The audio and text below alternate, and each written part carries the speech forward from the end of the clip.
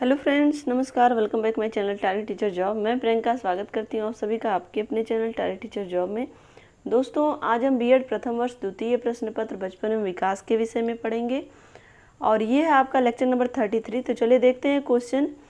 छात्रों के सीखने की प्रक्रिया को प्रभावित करने वाले शिक्षक से संबंधित कारकों के महत्व की विवेचना कीजिए। यह आपके 2007 और 2009 में पूछा हुआ क्वेश्चन है।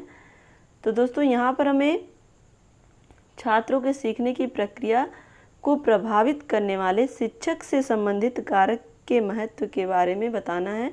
तो चलिए देखते हैं उत्तर। शिक्षक से संबंधित कारक, फैक्टर्स रिलेटेड टू टीचर।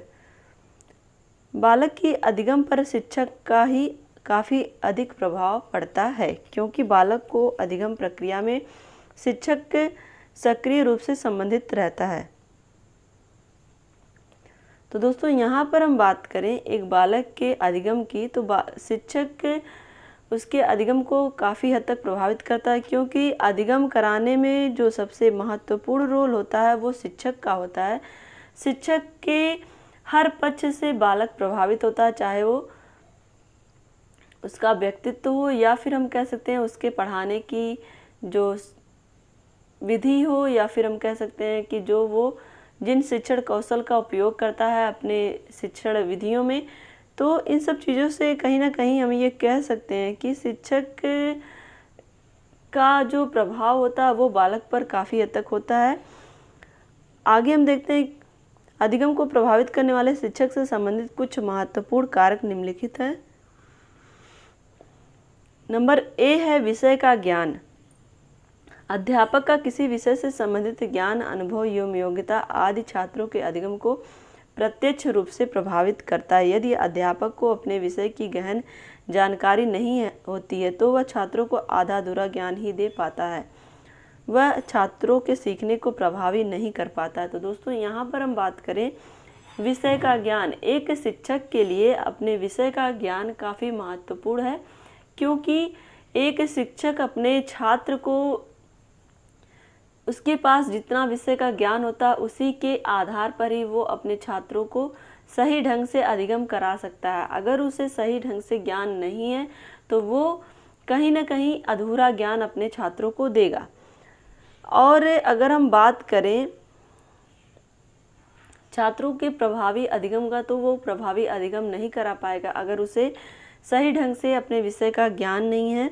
इसके विपरीत यदि अध्यापक को अपने विषय का संपूर्ण ज्ञान है तो वह पूरे आत्मविश्वास के साथ छात्रों को ज्ञान देने में सक्षम रहता है तथा उनका शिक्षण अत्यंत ही प्रभावशाली हो जाता है। तो दोस्तों, यहाँ पर हम कह सकते हैं कि एक प्रभावशाली शिक्षण कार्य के लिए शिक्षक का ज्ञान भी अधिक महत्वपूर्ण है, और एक प्रभावशाली अधिगम भी तभी होगा छात्रों के लिए जब उसका शिक्षक अपने विषय का पूर्ण ज्ञान रखता हो।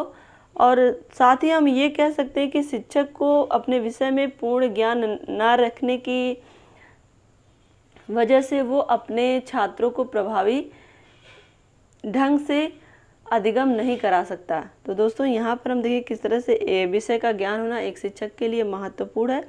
अब हम देखते हैं नंबर बी, व्यक्तिगत भेदों का ज्ञान। प्रत्येक छात्र की बुद्धि, रुचि, योग्यता, क्षमता अलग अलग होती है। शिक्षक के शिक्षण को कुछ छात्र सरलता से समझ लेते हैं तथा कुछ छात्र जो है नहीं समझ पाते हैं। तो दोस्तों, यहाँ पर हम देखें व्यक्तिगत भेदों के कारण छात्रों को व्यक्तिगत शिक्षण की आवश्यकता होती है। इसलिए मनोविज्ञान में प्रतिभाशाली, मंदबुद्धि, विकलांग आदि प्रकार के बालकों को अलग अलग शिक्षा की आवश्यकता पर महत्व दिया गया है। तो दोस्तों, यहाँ पर हम बात करें व्यक्तिगत भेदों का ज्ञान के अंतर्गत अगर हम देखें तो एक शिक्षक को मनोविज्ञान का ज्ञान जरूर होना चाहिए, क्योंकि मनोविज्ञान के ज्ञान के आधार पर ही एक शिक्षक अपने छात्रों की विभिन्नता के विषय में जान सकता है, जो उनकी व्यक्तिगत लक्षण होते हैं उसे जान सकता है। यही रीजन है कि एक छात्र अपने क्लास में किस तरह से शिक्षण कार्य करता है कि वो अपने हर वर्ग के बच्चे को अपनी बात अपने शिक्षण विधियों के माध्यम से समझा सके। कभी कभी ऐसा होता है कि जो प्रतिभाशाली छात्र हैं उन्हें तो समझ में आ जाता है, लेकिन जो पिछड़े बालक हैं उन्हें समझ में नहीं आता है। तो उनके लिए एक प्रतिभाशाली शिक्षक की बात करें अगर हम, तो वो अपनी प्रतिभा के बल पर ही पिछड़े बालक को अलग से क्लास देकर या फिर उनके लिए अलग से शिक्षा की व्यवस्था करके या फिर क्लास में ही उन्हें अलग से पढ़ा करके जो चीज़ उन्हें समझ में नहीं आती है उनको उन बच्चों की श्रेणी में लाने का प्रयत्न करता है। तो एक शिक्षक के अपने तरीके होते हैं कि वो अपने बालकों की व्यक्तिगत भिन्नता का किस तरह से ध्यान रख रहा है और किस तरह से सारे बच्चों को उनकी व्यक्तिगत भिन्नता के आधार पर शिक्षण दे रहा है। तो दोस्तों नेक्स्ट हम देखते हैं बाल केंद्रित शिक्षा। आज की शिक्षा बाल केंद्रित शिक्षा मानी जाती है। शिक्षा बालक की रुचियों, वृत्तियों, क्षमताओं आदि के अनुकूल होनी चाहिए। शिक्षक को यदि बालक की रुचियों व क्षमताओं का ज्ञान है तो अच्छी प्रकार से उनको शिक्षा दे सकता है और छात्र भी भलीभांति सीख सकेंगे।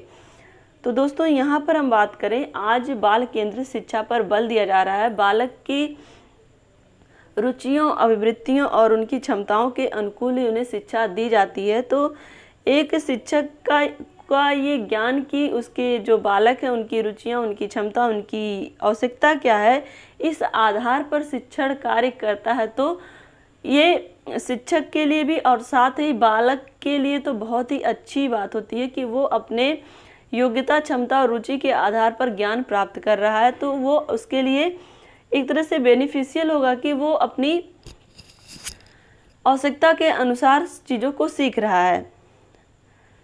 तो दोस्तों अब हम देखते हैं नंबर डी, शारीरिक एवं मानसिक विकास। वे अध्यापक जो शारीरिक एवं मानसिक रूप से अशांत तथा अस्वस्थ रहते हैं अथवा जो अपने आपको अध्यापक के रूप में समायोजित नहीं कर पाते हैं, वे शिक्षण के क्षेत्र में सदैव ही अपना संतुलन खोए रहते हैं और उनसे जितना अहित बालकों का हो सकता है उससे कोई सीमा नहीं है। तो दोस्तों यहाँ पर शारीरिक और मानसिक विकास, एक अध्यापक का गुण क्या है कि वो संतुलित रहे। कहने का तात्पर्य यह है कि वो मानसिक रूप से, शारीरिक रूप से अपना बैलेंस मेंटेन करके रखे कि किस तरह से अपने आप को छात्रों के सामने रिप्रेजेंट करना। क्योंकि अगर आप ही थके और बुझे हुए महसूस करोगे तो फिर छात्रों के सामने आप अच्छी तरह से रिप्रेजेंट नहीं कर पाओगे और कहीं ना कहीं उसका प्रत्यक्ष प्रभाव आपको अधिगम में देखने को मिलेगा, जो छात्र सही से नहीं सीख पाएंगे। तो यही रीजन है कि एक शिक्षक का ये दायित्व है कि वो अपनी कक्षा को रुचिकर बनाए और अपनी कक्षा का जो वातावरण है वो इस तरह का बनाए कि जिससे छात्र अधिगम करने के लिए उत्सुक हों।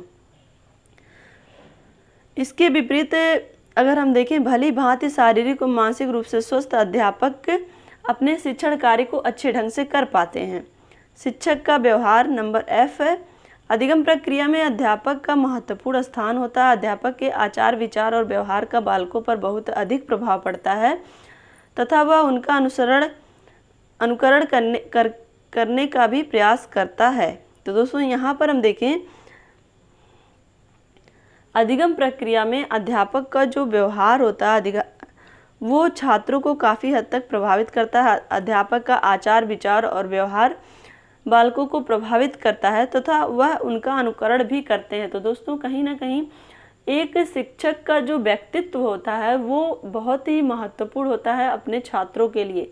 तो इस तरह का आप व्यक्तित्व रखिए जिससे छात्र हमेशा पढ़ने के लिए उत्सुक हों और साथ ही उन्हें हर चीज़ क्लियरिटी के साथ पता हो जाए और वो अधिगम अच्छे ढंग से कर पाएँ। विभिन्न शिक्षा शास्त्रियों ने अध्यापक को एक पथ प्रदर्शक तथा कलाकार की संज्ञा भी दी है। तो दोस्तों ये बहुत एक तरह से बहुत गर्व की विषय है कि किस तरह से एक शिक्षक का एक कलाकार के रूप में भी है और एक पथ प्रदर्शक के रूप में भी है। एक शिक्षक अपने छात्र को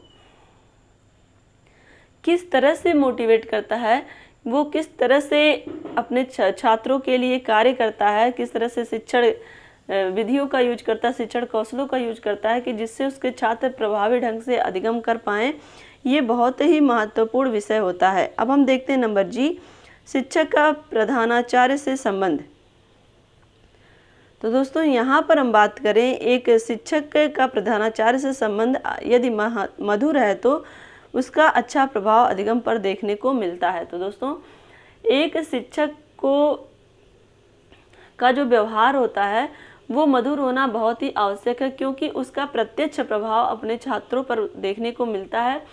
जो शिक्षक, कहने का तात्पर्य है, जो शिक्षक मितव्ययी हों और साथ ही उनके व्यवहार भी अच्छे हों, उनका किसी के साथ कोई भी लड़ाई झगड़ा या इस तरह का मैटर ना हुआ हो, या फिर हम कह सकते हैं कि वो अपने किसी भी स्टाफ से रूडली व्यवहार ना करते हो, तो उसका भी प्रभाव अपने छात्रों पर देखने को मिलता है। तो यहाँ पर हम कह सकते हैं कि एक शिक्षक का प्रधानाचार्य से किस तरह का संबंध होना चाहिए, वो मधुर होना चाहिए और उसका अच्छा प्रभाव अधिगम में देखने को मिलता है।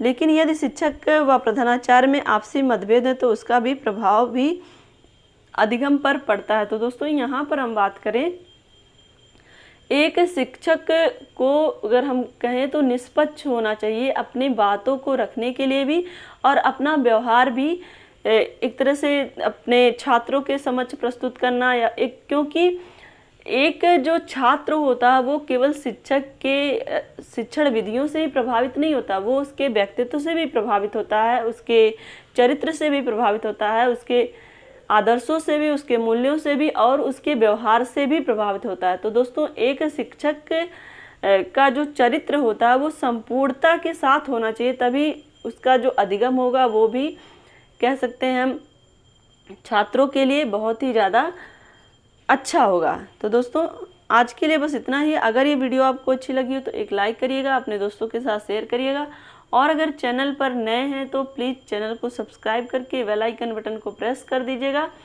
और इसी तरह से आप अपनी पढ़ाई पर ध्यान रखिए और हमेशा खुश रहिए, अपना ध्यान रखिए, अपनों का भी ध्यान रखिए। हमसे जुड़ने के लिए थैंक यू सो मच। जय हिंद।